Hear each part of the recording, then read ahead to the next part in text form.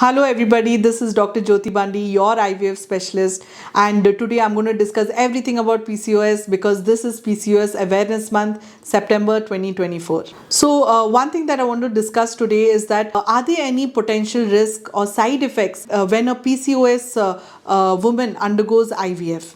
While IVF is a very safe procedure, but sometimes PCOS patients can face some potential risk. So the first one is multiple births. So as you all know that in IVF we give some injections, medications so that we get multiple eggs, and that can in turn lead to multiple pregnancies.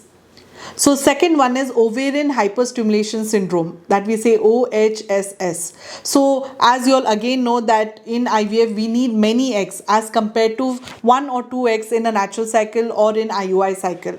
So when we are obtaining to get many eggs, in that process we can get more than expected, and that can eventually cause some kind of serious complications and discomfort to the patient.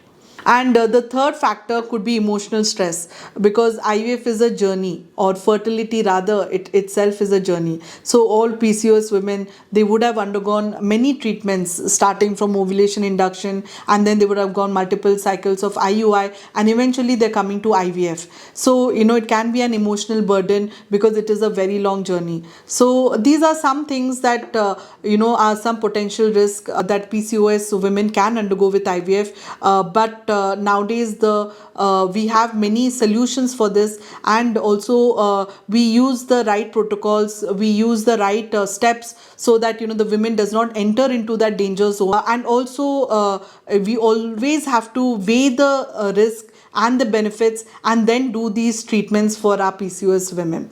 So if you need any help, or if you have undergone any kind of struggles, or have you faced any side effects or potential risks like this, you can share it with me, or you can inbox me and tell me about your experience. Or if you have anything related questions, you can always inbox it, and I'm free to explain it to you, or give you a good suggestion. Thank you.